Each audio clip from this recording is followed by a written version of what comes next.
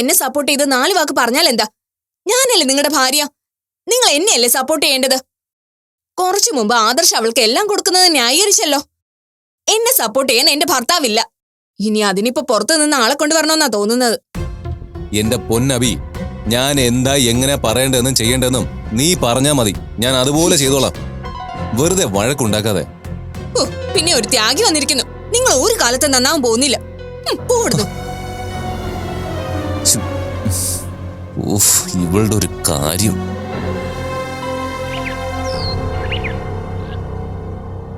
അമ്മേ, അമ്മേ, ഞാനൊന്ന് പുറത്തു പോയിട്ട് വരാം. നീ എവിടെയാ പോകുന്നേ? ബാംഗ്ലൂർക്ക് പോകാനുള്ള ടിക്കറ്റ് ഫോണിൽ ബുക്ക് ചെയ്യാൻ നോക്കിയിട്ട് പറ്റുന്നില്ല. നേരിട്ട് പോയി ബുക്ക് ചെയ്യാമെന്ന് വിചാരിച്ചു. ട്രെയിൻ എല്ലാം ഫുള്ളാണ് അമ്മേ. ഈ ബസ്സിന് ടിക്കറ്റ് എടുക്കാനേ പറ്റൂ. അതെ, നിനക്ക് ബാംഗ്ലൂരിൽ ചെന്ന് പണിയെടുക്കേണ്ട ആവശ്യം വരുമെന്ന് തോന്നുന്നില്ല. അതിനുള്ള സാഹചര്യമൊക്കെ ഒത്തു വരുന്നുണ്ട്. എന്ത് സാഹചര്യം? ഇന്നലെ എനിക്ക് നിന്നോടൊന്നും പറയാൻ പറ്റിയില്ല. എന്താ അമ്മേ? ഹരിയേട്ടനും മീരയും കൂടിയേ ആദർശിനെ പോയി കണ്ടിരുന്നു. ആദർശ് കമ്പനിയുടെ പവർ ഓഫ് അറ്റോർണി മീരയ്ക്ക് എഴുതി കൊടുത്തു എന്ന് ഹരിയേട്ടൻ പറഞ്ഞത്. മീരയ്ക്കോ? അതെ. അപ്പോ ആദർശേട്ടൻ വരുന്നത് വരെ മീരയാണോ ദേവ ബിൽഡേഴ്സിന്റെ MD? ആദർശിനി ഉടനെ ഒന്നും വരുമെന്ന് തോന്നുന്നില്ല. തെളിവുകളെല്ലാം ആദർശിനെതിരാ. ഇനി അവൻ തന്നെയാണോ പെണ്ണിനെ കൊന്നുകളഞ്ഞെന്ന് ആർക്കറിയാം? വെറുതെ ആവശ്യമില്ലാത്തത് പറയല്ലേ അമ്മേ. ആദർശേട്ടൻ അങ്ങനെയൊന്നും ചെയ്യില്ല. ഇതാരോ ചതിച്ചതാ, അതുറപ്പാ. അങ്ങനൊന്നും പറയാൻ പറ്റില്ല. എനിക്ക് ഈ കാര്യത്തിൽ ആദർശ് നിരപരാധിയാണെന്ന് അത്ര വിശ്വാസമൊന്നുമില്ല. ഞാനത് നേരത്തെ നിന്നോട് പറഞ്ഞതാണല്ലോ. ഏയ്, അത്രക്കാരനൊന്നുമല്ല ആദർശേട്ടൻ.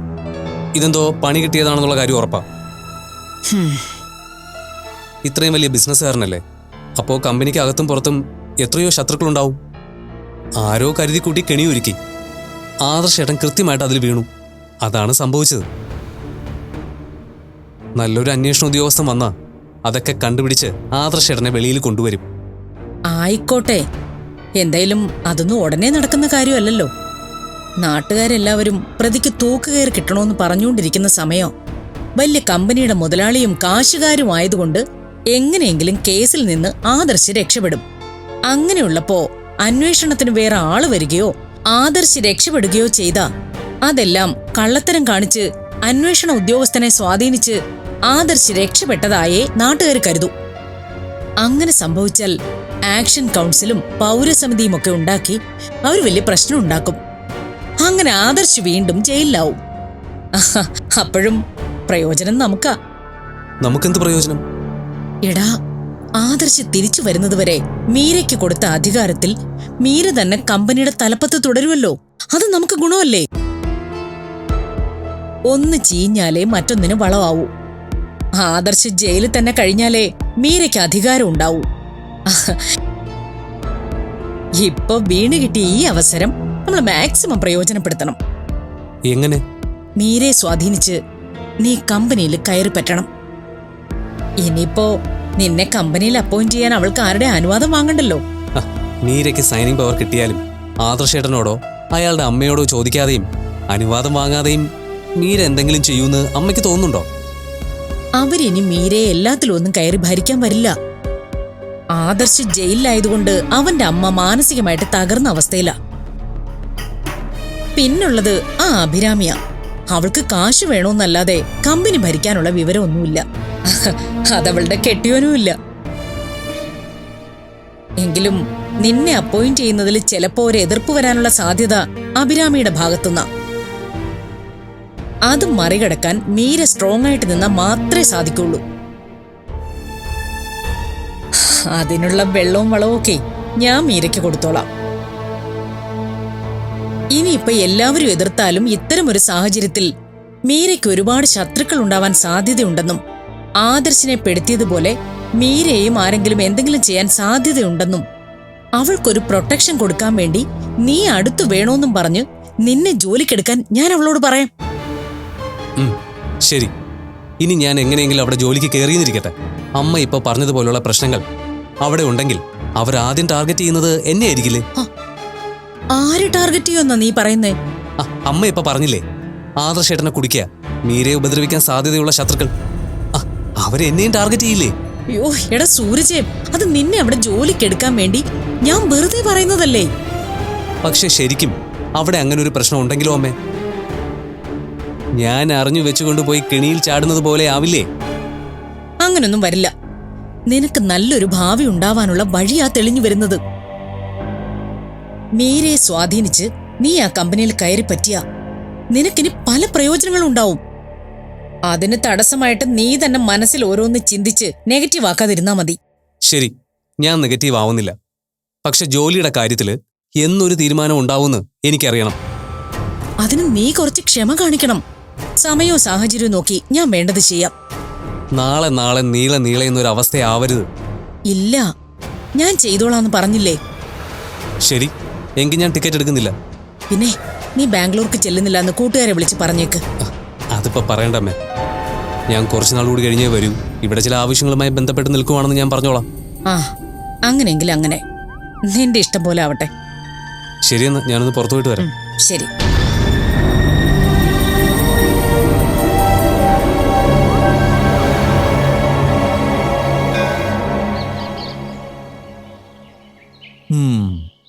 അപ്പോ കമ്പനിയിലെ കാര്യങ്ങളെല്ലാം മീരയാണ് നോക്കുന്നതല്ലേ?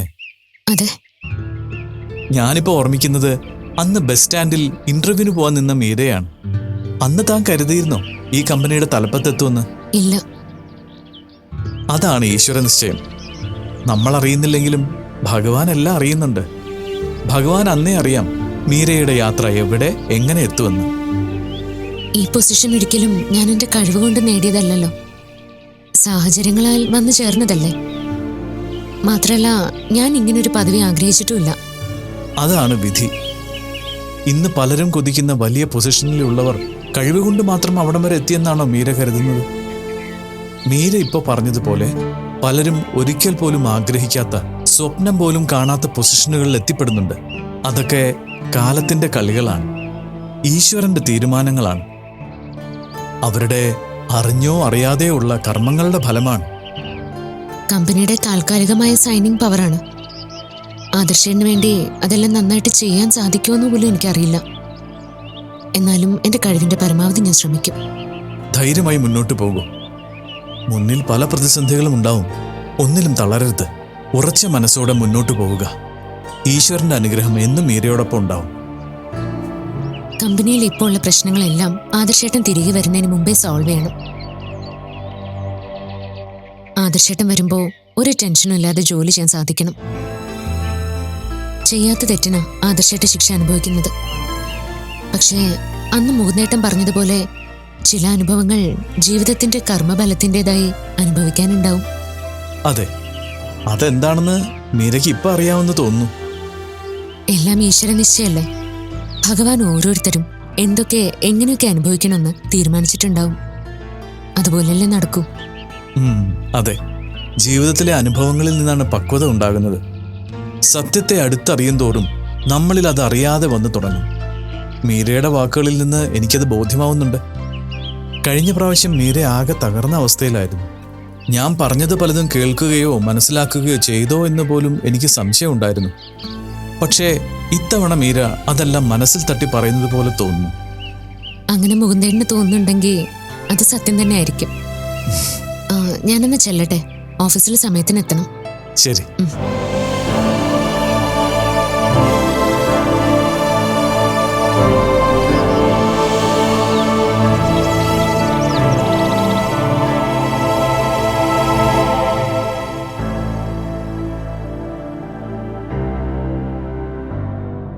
അമ്മേ,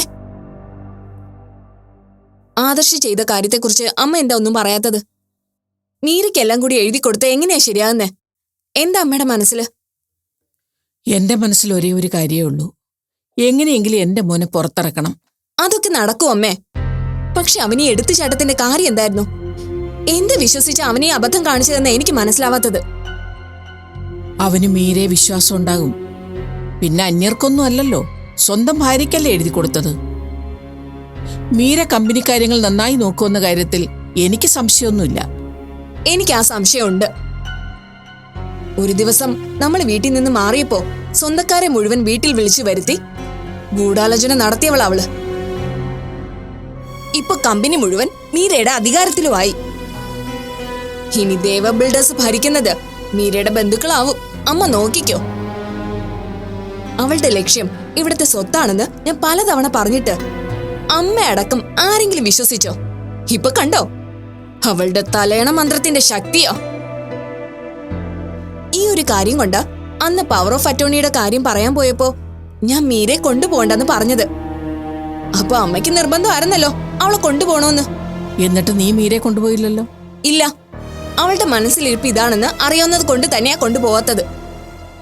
അന്ന് അവൾ വരാൻ വാശി പിടിച്ചത് ആദർശിനെ കാണാനുള്ള കൊതി കൊണ്ടൊന്നും അല്ല അമ്മേ. ഞങ്ങള് പവർ ഓഫ് അറ്റോർണിയുടെ കാര്യം പറഞ്ഞ് ദേവ ബിൽഡേഴ്സിന്റെ അവകാശം എഴുതി വാങ്ങുമെന്ന് അവള് പേടിച്ചു. അത് തടയാനായിരുന്നു പ്ലാന്. എന്നിട്ട് മീര വരാതിരുന്നിട്ടും ആദർശ് അവളുടെ പേരിൽ തന്നെയല്ലേ എഴുതിയത്? എന്റെ അമ്മേ, അതിനല്ലേ അവള് പിറ്റേന്ന് തന്നെ അവളുടെ അച്ഛനെയും കൂട്ടി പോയത്. എന്നിട്ട് അവള് വിചാരിച്ചതുപോലെ തന്നെ കാര്യം നേടിയെടുത്തത് കണ്ടോ? ഈ ആദർശ് ഇത്ര പെൺകോന്തനായി പോയത് എങ്ങനെയെന്നാ എനിക്ക് മനസ്സിലാവാത്തത്. അബി, നീ വെറുതെ കാര്യം അറിയാതെ ആദർശിനെ പഴിക്കാൻ നിൽക്കരുത്. ഞാൻ പറഞ്ഞത് സത്യമാണെന്ന് ഒന്ന് ആലോചിച്ച അമ്മയ്ക്കും മനസ്സിലാവും. അമ്മ ഒരു കാര്യം മറക്കണ്ട, എന്റെ അച്ഛന്റെ കഷ്ടപ്പാടാണ് ആ സ്ഥാപനം. അവിടെ പുറത്തു നിന്നുള്ള ആൾക്കാർ കേറി നശിപ്പിച്ച അച്ഛന്റെ ആത്മാവ് പോലും അത് സഹിക്കില്ല. നീ എന്തിനാ വെറുതെ എഴുതാപ്പുറം വായിക്കാൻ നിൽക്കുന്നത്? അങ്ങനെയൊന്നും സംഭവിച്ചില്ലല്ലോ. അമ്മേ, സംഭവിച്ചു കഴിഞ്ഞിട്ട് പറഞ്ഞിട്ട് കാര്യമുണ്ടോ? അമ്മ ഇപ്പോഴേ അവളോട് കാര്യങ്ങൾ പറയുന്നതാ ബുദ്ധി. അബി, എന്റെ മനസ്സിൽ ഇപ്പൊ കമ്പനിയൊന്നുമില്ല. ആദർശ് എങ്ങനെയെങ്കിലും ഇവിടെ തിരിച്ചു വരണം. ആ ഒരു കാര്യം മാത്രമേ എന്റെ മനസ്സിലുള്ളൂ. ആ ആഗ്രഹം എനിക്കെന്താ മനസ്സിലില്ലെന്നാണോ? എന്ന് കരുതി ബാക്കിയല്ലേ നശിക്കട്ടെ എന്ന് ചിന്തിക്കാൻ പറ്റുമോ? അമ്മ ഇനിയെങ്കിലും ഒന്ന് മനസ്സിലാക്ക്. ആ മീര പാവം കളിക്കുന്നത് മുഴുവൻ അവളുടെ അഭിനയം മാത്രമാണ്. വന്ന് കയറിയത് മുതലേ എന്റെ ഓരോ കുറ്റങ്ങൾ പറഞ്ഞ് എന്നെ ഇവിടെ നിന്ന് ഒഴിവാക്കാൻ നോക്കുന്നത് അതുകൊണ്ടാ. അതിന് മീര ഇതുവരെ നിന്നെക്കുറിച്ച് ഒരു വാക്കുപോലും കുറ്റമായിട്ട് പറഞ്ഞിട്ടില്ലല്ലോ. അവളുടെ കുറ്റം പറയുന്ന പ്രശ്നം ഉണ്ടാക്കുന്നത് നീയല്ലേ? കണ്ടോ, അമ്മയുടെ മനസ്സിലെ എന്നെ കുറിച്ച് ഇപ്പൊ ഇങ്ങനൊരു ഇമേജ് ഉണ്ടാക്കി എടുക്കാൻ അവൾക്ക് പറ്റിയല്ലോ. എനിക്കൊന്നും അറിയില്ല. ആരുടെ പക്ഷം പിടിക്കാനും ഞാനില്ല. അമ്മ ആരുടെയും പക്ഷം പിടിക്കണ്ട. പക്ഷെ സത്യത്തിന്റെ ഭാഗത്ത് നിന്ന് കാര്യങ്ങൾ കാണണം, അത്രേ ഞാൻ പറയുന്നുള്ളൂ. ശരി, സമ്മതിച്ചു. ഇതിപ്പോ ആദർശ് മീരയ്ക്ക് പവർ ഓഫ് അറ്റോർണി കൊടുത്തു കഴിഞ്ഞു. ഇനി അതും പറഞ്ഞ് നമ്മൾ സമയം കളയേണ്ട കാര്യമുണ്ടോ? പിന്നെ ആദർശ് എന്ത് ചെയ്താലും അത് കമ്പനിയുടെ നന്മയ്ക്കായിരിക്കുമെന്ന് എനിക്ക് ഉറപ്പുണ്ട്. മീരയ്ക്ക് ഓഫീസിലെ കാര്യങ്ങളെല്ലാം നന്നായി അറിയാം. ഇപ്പോൾ എന്നെക്കാൾ നന്നായി അവളവിടെ മാനേജ് ചെയ്യുമെന്നും എനിക്ക് ഉറപ്പുണ്ട്. അപ്പൊ വിഘ്നേഷേട്ടനോ? വിഘ്നേഷേട്ടൻ അവിടെ ഉണ്ടായിട്ടും ആദർശ കമ്പനിയുടെ അധികാരം മീരെ ഏൽപ്പിക്കേണ്ട കാര്യം എന്തായിരുന്നു? വിഘ്നേഷേട്ടൻ ഒരു പാവമായതുകൊണ്ട് ഒന്നും പറയില്ല. എന്നാലും കാണിച്ചത് ശരിയാണോ? അതിന്റെ കാരണമല്ലേ അഭി ഞാൻ പറഞ്ഞത്. വിഘ്നേഷിനേക്കാൾ നന്നായി മീര കമ്പനി കാര്യങ്ങൾ നോക്കുമെന്ന് ആദർശിന് തോന്നിക്കാണും. തീരുമാനങ്ങൾ എടുക്കേണ്ടത് അവനാ. അവന്റെ തീരുമാനം 100% ശരിയുമായിരിക്കും. എനിക്കത് ഉറപ്പാ. നീ ഒന്ന് ചെല്ലബി, ഞാൻ കുറച്ചു നേരം ഒന്ന് കിടക്കട്ടെ. അമ്മി, ഞാൻ നീ ചെല്ല്, പിന്നെ സംസാരിക്കാം.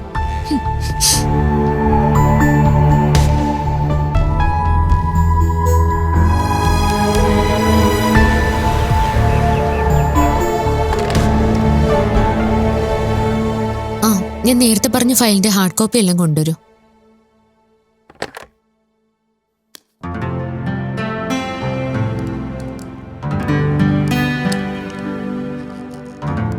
മാഡം, വരൂ.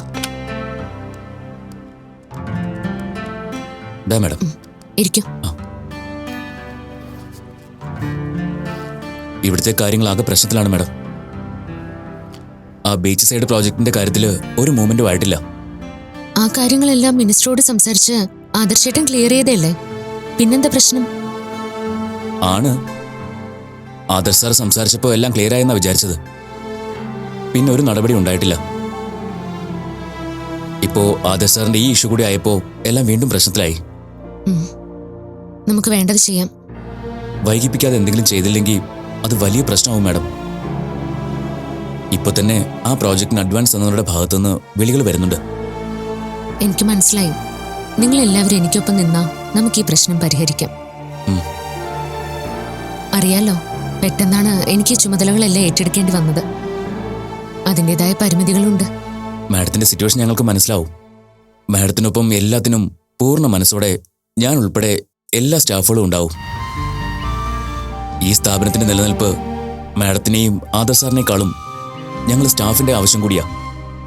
ഈ സ്ഥാപനത്തെ ആശ്രയിച്ച് ജീവിക്കുന്ന ഒരുപാട് കുടുംബങ്ങളുണ്ട് മാഡം. അതെ, ആ ഒരു കാര്യം ഒന്നുകൊണ്ട് തന്നെയാ ഞങ്ങൾ ഇത്രയ്ക്ക് ടെൻഷനാവുന്നത്. ആദർശേട്ടന്റെ അച്ഛനായിട്ട് തുടങ്ങി വെച്ചൊരു സ്ഥാപനം ഇത് അന്നുണ്ടായിരുന്നതിലും ഭംഗിയായിട്ട് മുന്നോട്ട് കൊണ്ടുപോകണമെന്നാ ഞങ്ങളുടെ എല്ലാ ആഗ്രഹം. പിന്നെ ഇപ്പൊ ഇങ്ങനെയൊരു പ്രശ്നം വന്നത് നമ്മുടെ ഒന്നും കുഴപ്പം കൊണ്ടല്ല. സർക്കാർ പറയുന്ന എല്ലാ മാനദണ്ഡങ്ങളും പാലിച്ചു തന്നെയാ നമ്മൾ ഓരോ നിർമ്മാണങ്ങളും നടത്തുന്നത്. എന്നിട്ടും ഇപ്പൊ ഇങ്ങനെയൊരു പ്രശ്നം ഉണ്ടാവുന്നുണ്ടെങ്കിൽ അത് നമ്മളെ തകർക്കുക എന്ന ലക്ഷ്യത്തോടെ ആരോ പ്രവർത്തിക്കുന്നതുകൊണ്ട് തന്നെയാ. അതിൽ തോൽക്കാൻ പാടില്ല. മാഡം ഈ പറഞ്ഞ കാര്യങ്ങൾ തന്നെയാ ഇപ്പോൾ സ്റ്റാഫുകൾക്കിടയിലും സംസാരം. നിങ്ങളാരും പേടിക്കണ്ട, ഇതൊക്കെ നമുക്ക് പരിഹരിക്കാം. പൂർവാധികം ശക്തിയായി തന്നെ നമ്മൾ തിരിച്ചു വരും. Okay madam. ശരി, നിങ്ങൾ ചെല്ല. ഞാൻ ഈ ഫയലൊക്കെ ഒന്ന് ചെക്ക് ചെയ്യട്ടെ. ശരി.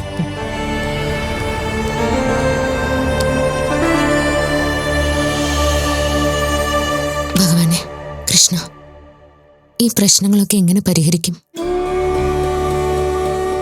എന്നെ വിശ്വസിച്ച ആദർശേട്ടൻ ഈ കമ്പനിയുടെ ഉത്തരവാദിത്തം ഏൽപ്പിച്ചത്. അദ്ദേഹത്തിന്റെ ആ വിശ്വാസം ഞാൻ എങ്ങനെ സംരക്ഷിക്കുക? അതിന് നീ തന്നെ എന്നെ സഹായിക്കണം ഭഗവാനെ.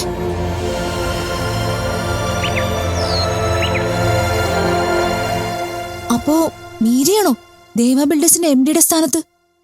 അതെ, അവിടെ കാര്യങ്ങൾ നോക്കാൻ ഉത്തരവാദിത്വത്തോടെ ആരെങ്കിലും വേണ്ടേ? അതിന് മീരയ്ക്ക് അതിനുള്ള കഴിവൊക്കെ ഉണ്ടോ? അതെന്താ അമ്മയ്ക്ക് അങ്ങനെ ഒരു സംശയം? അതെ, മറ്റെല്ലാ കാര്യങ്ങളും ഭംഗിയായി നോക്കാൻ പറ്റും. അവളുടെ ആ സ്മാർട്ട്നെസ് കണ്ട് ഇഷ്ടപ്പെട്ടിട്ടല്ലേ അവിടെ ജോലി കിട്ടിയതും ആദർശേട്ടന്റെ വീട്ടിൽ നിന്ന് കല്യാണം ആലോചിച്ചതും. അത് ഓഫീസ് ജോലിയല്ലേ, അതുപോലെ അല്ലല്ലോ ഇത്. അത്രയും വലിയൊരു സ്ഥാപനം ഒറ്റയ്ക്ക് നോക്കി നടത്തുന്നത് റിസ്ക് ആണെന്ന് എനിക്ക് തോന്നുന്നത്. ഓ, ആദർശനും വീട്ടുകാർക്കും ഇല്ലാത്ത ടെൻഷനാണല്ലോ ധന്യ നിനക്ക്. അതെ, ഞാൻ എൻ്റെ ഒരു അഭിപ്രായം പറഞ്ഞതേ ഉള്ളൂ. അല്ല, ഒറ്റയ്ക്ക് ഇത്രയും ഭാരിച്ച ഉത്തരവാദിത്വം എടുത്ത് തലയിൽ വെച്ച് അവള് കഷ്ടപ്പെടണ്ടല്ലെന്ന് ഞാൻ ഓർത്തുള്ളൂ. അമ്മ എന്താ ഓർത്തതെന്ന് ഞങ്ങൾക്ക് മനസ്സിലായി അല്ലേ അച്ഛാ? നീ ഒന്നും പറയണ്ട മോളെ. ഈ സ്വഭാവമേ നിന്റെ അമ്മയുടെ രക്തത്തിൽ അലിഞ്ഞു ചേർന്നതാ. മാറ്റാൻ ഒരുപാട് പാടുപെടേണ്ടി വരും. ദേ മനോജേട്ടാ, നിങ്ങൾ ആവശ്യത്തിനോ അല്ലാതെയും എന്നെ കുറെ കുറ്റം പറയുന്നുണ്ടേ. എനിക്കത് അത്രയ്ക്കങ്ങ് ഇഷ്ടപ്പെടുന്നില്ല. സത്യത്തിലെ പ്രശ്നം നിങ്ങൾക്കാ. ഞാൻ എന്ത് പറഞ്ഞാലും അതിന്റെ നെഗറ്റീവ് വശം മാത്രം നിങ്ങൾ കാണൂ, അതിന്റെ നല്ല വശം മനസ്സിലാക്കില്ല. ആദർശിന്റെ അമ്മ അവിടെ ഇല്ലേ? അവര് വർഷങ്ങളായി ബിസിനസ് ചെയ്ത് ശീലമുള്ളതാ. അവര് ഒന്നും ചിന്തിക്കാതെ എല്ലാം മീര ഏൽപ്പിച്ചതിന്റെ കാര്യമാണ് ഞാൻ ചോദിച്ചത്. ആദർശ അറസ്റ്റിലായതോടെ അവിടെ എല്ലാവരും ആകെ തകർന്ന മട്ടിലാണെന്നാണ് ഞാൻ അറിഞ്ഞത്. അവരുടെ എല്ലാവരുടെയും സമ്മതത്തോടു കൂടി ആയിരിക്കുമല്ലോ മീര MD ആക്കിയത്. അതെ, മീരയ്ക്ക് എല്ലാ കാര്യങ്ങളും നന്നായി നോക്കാനുള്ള കഴിവുണ്ട്, അതെനിക്ക് ഉറപ്പാ. പിന്നെ ഇപ്പോഴത്തെ ഈ സാഹചര്യത്തിൻ്റെതായ ടെൻഷൻ കൊണ്ടുള്ള പ്രശ്നം മാത്രമേ കാണൂ. ഈ പ്രശ്നങ്ങളെല്ലാം ഒന്ന് പെട്ടെന്ന് അവസാനിച്ച് ആദർശം ഒന്ന് പുറത്തു വന്നാൽ മതിയായിരുന്നു. അതൊക്കെ വരൂ അച്ഛാ. തെറ്റ് ചെയ്യാത്ത ആരും ശിക്ഷ അനുഭവിക്കില്ലല്ലോ. അതെ, ഈ അവസരം നമ്മൾ മുതലാക്കണമെന്ന എന്റെ അഭിപ്രായം. നീ എന്താ ഉദ്ദേശിക്കുന്നത്? എന്റെ മനോജേട്ടാ, ഇപ്പോ കമ്പനിയുടെ പവർ മീരയ്ക്കല്ലേ. അപ്പോ അവള് വിചാരിച്ച സബ് കോൺട്രാക്ട് ഒക്കെ നമുക്ക് തരാൻ പറ്റില്ലേ? അതൊന്നും വേണ്ട, അതൊന്നും ശരിയാവില്ല. എന്താ ശരിയാകാത്തത്? അല്ല, നിങ്ങൾക്ക് മീരയോട് പറയാൻ ബുദ്ധിമുട്ടാണെങ്കിൽ ഞാൻ പറയാം. അതൊന്നും വേണ്ട തന്നെ. ഇത്തരം കാര്യങ്ങളിലൊന്നും മീരയ്ക്ക് തനിയെ തീരുമാനം എടുക്കാനുള്ള പവറൊന്നും ഉണ്ടാവില്ല. അതൊക്കെ സാധിക്കും. അമ്മയ്ക്ക് നാണമില്ലേ? ഈ അവസരത്തിലാണോ സ്വന്തം ലാഭം നോക്കുന്നത്? എന്താടി കുഴപ്പം? മീര അവിടെ വിവാഹം കഴിച്ചുവിടാൻ നിന്റെ അച്ഛനും കുറെ നടന്നതല്ലേ. അപ്പോ നമുക്ക് എന്തെങ്കിലും പ്രയോജനം വേണ്ടേ?